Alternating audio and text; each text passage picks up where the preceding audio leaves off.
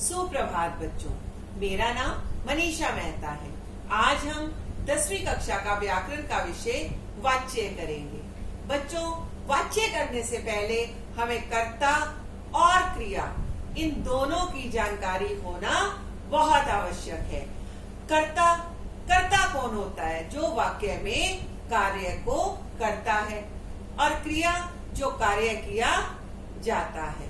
तो कर्ता और क्रिया इनकी जानकारी के बाद ही हम वाच्य को बहुत आसानी से पहचान सकते हैं।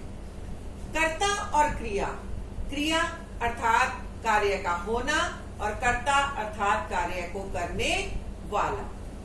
राम पुस्तक पढ़ता है। बच्चे बाग में घूम रहे हैं। पढ़ता है ये क्रिया है, और राम जो है इस वाक्य में करता है, क्योंकि वो उस कार्य को कर रहा है। बच्चे बाग में घूम रहे हैं। बच्चे करता है क्योंकि वो उस कार्य को कर रहे हैं, और घूम रहे हैं ये क्रिया है। राम पुस्तक पढ़ता है।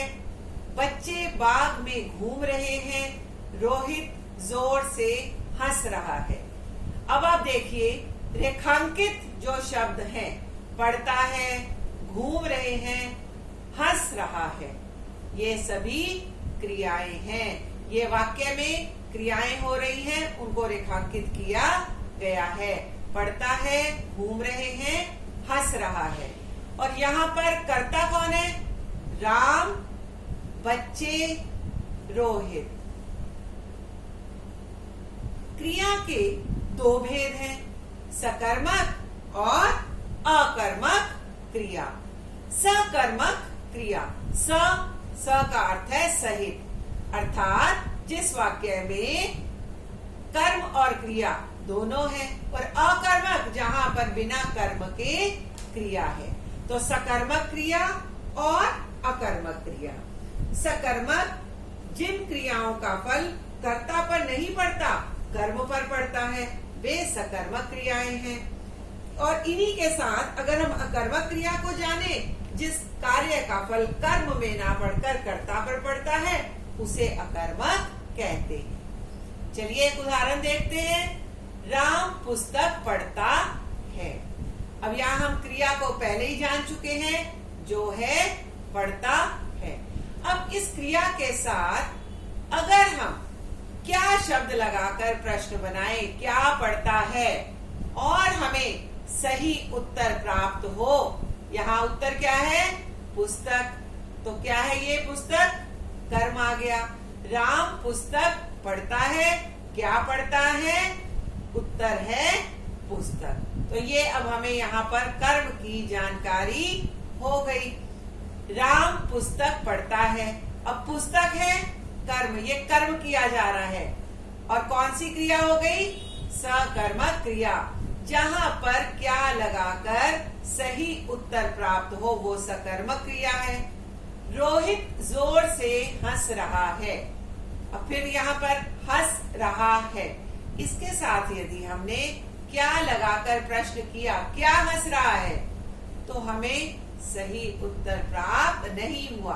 तो ये कौन सी क्रिया हुई? ये हो गई अकर्मक क्रिया।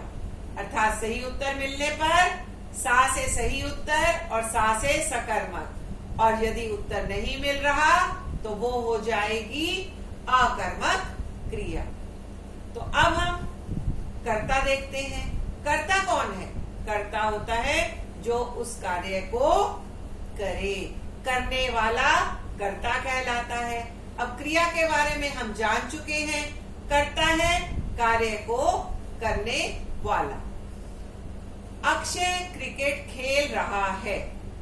यहाँ क्रिया को करने वाला कौन है? कर्ता अक्षय।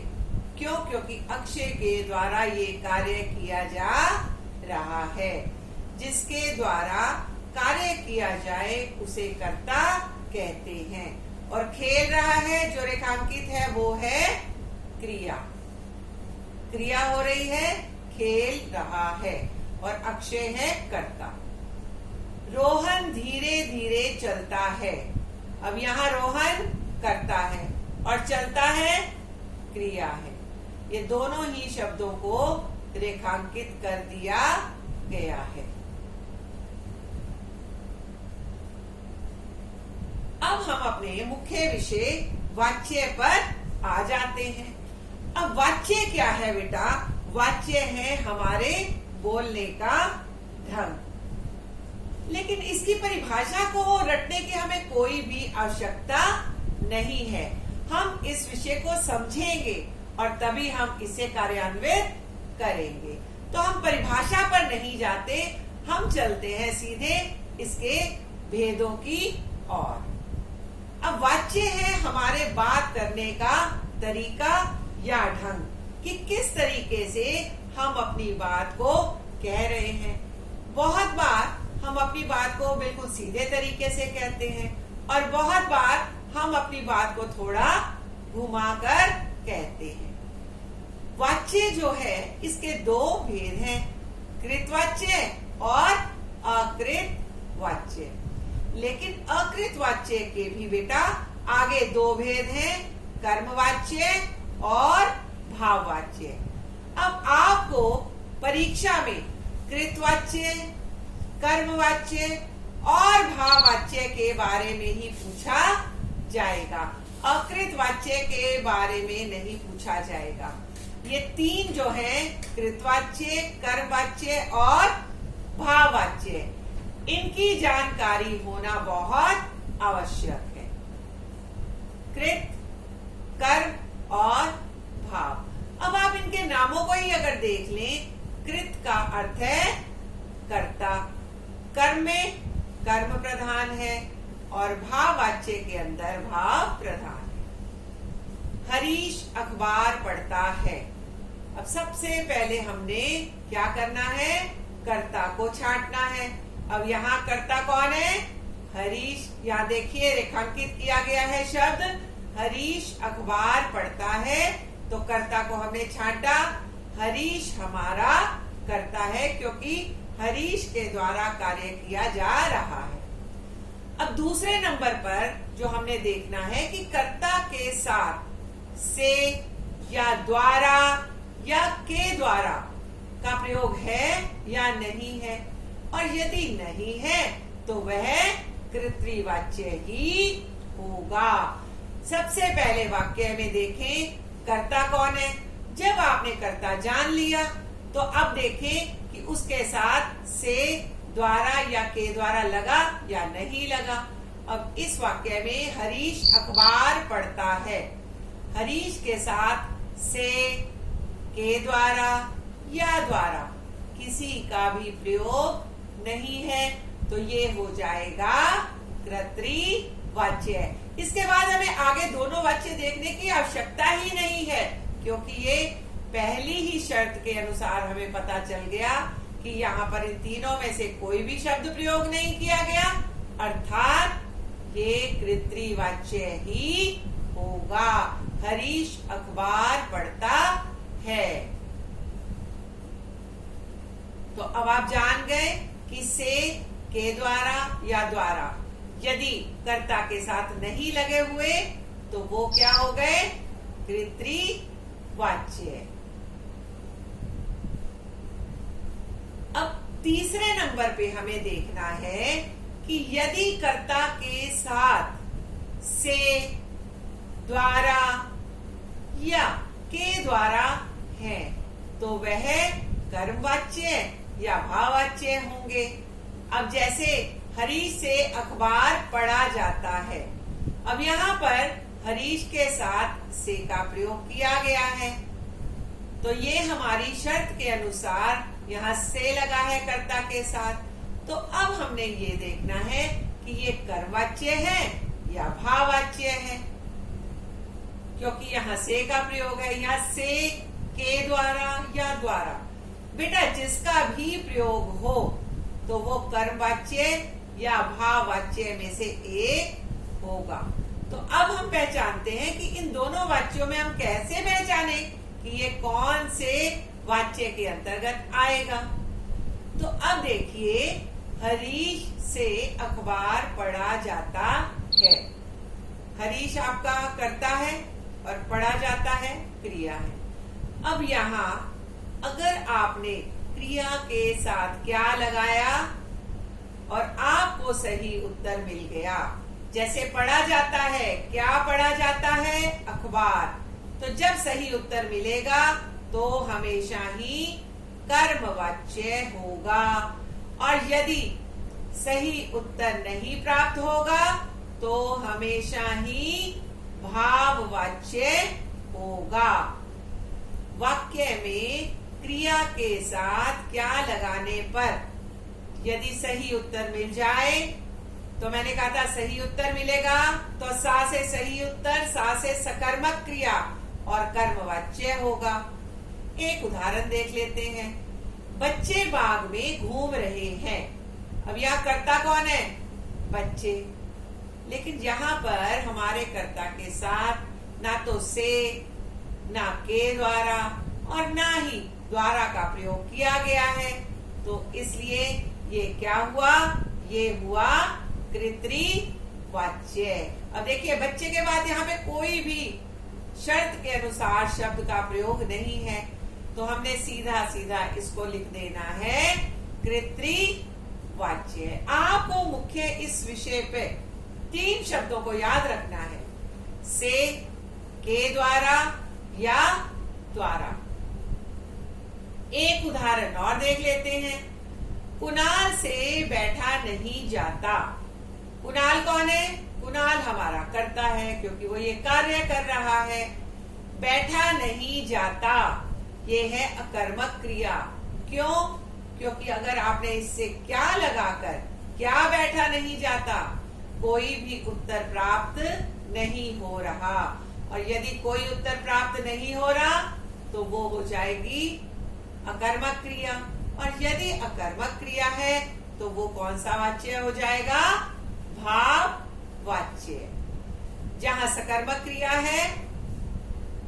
अब हम चलते हैं वाच्य के कुछ उदाहरणों की और देखते हैं कि इस विषय में हम किस प्रकार से एक प्रकार के वाच्य को दूसरे प्रकार के वाच्य में परिवर्तित कर सकते हैं। आप लोगों को परीक्षा में कृत्रिवाच्य से कर्मवाच्य, कर्मवाच्य, कृत्रिवाच्य, भाववाच्य, इन दो आपस में इनको बदलने के लिए दिया जाएगा।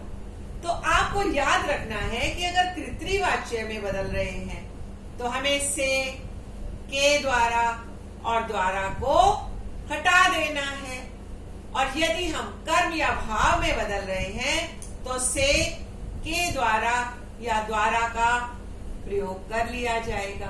तो अब वाच्य परिवर्तन कैसे किया जाएगा उसको देखते हैं।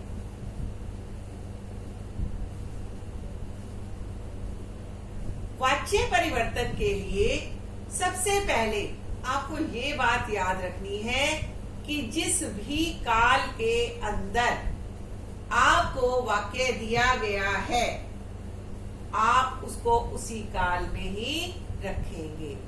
और सबसे पहले वाक्य को करते हुए आप कर्ता छांट लीजिए।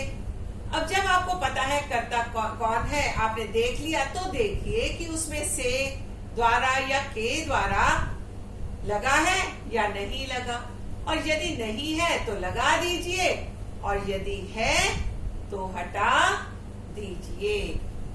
आपको वाच्य परिवर्तन में से, द्वारा और के द्वारा इन तीनों शब्दों को याद रखना है। यदि ये कर्ता के साथ लगे हुए हैं तो हटाना है, और नहीं लगे हुए तो लगा देना है। राम पुस्तक पढ़ता है। अब यहाँ राम है कर्ता, लेकिन यहाँ कर्ता के साथ इन तीनों में से किसी भी शब्द का प्रयोग नहीं है, तो अब आप राम के बाद क्या करेंगे? राम से पुस्तक पढ़ी जाती है। आपने कर्ता के बाद से, द्वारा या के द्वारा का प्रयोग करना है। आपने यहाँ से का प्रयोग कर दिया। एक मुख्य बात और है कि क्रिया जिस भी काल में थी उसी काल में रहे, अर्थात जो वाक्य जिस काल का दिया गया है बेटा, वो उसी में ही आप परिवर्तित कर भी उसी काल में लिखेंगे। राम पुस्तक पढ़ता है। अब आपने इसको बदल दिया, राम से पुस्तक पढ़ी जाती है, ता, और नीचे भी आपने जाता है, जाती, त है, तो वो बदलने के बाद भी उसी ता, ती, ते, उसी शब्द का प्रयोग किया जाएगा। पढ़ता, पढ़ती, ता है अंत में, तो आप उसको परिवर्तित करते हुए भी ता ही लिखेंगे। एक उदाहरण और देख लीजिए। रमेश टीवी देख रहा है, जब बदला तो आ गया रमेश से टीवी देखा जा रहा है।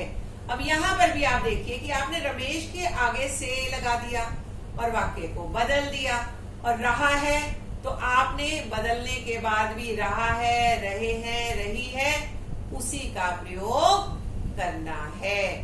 धन्यवाद बच्चों।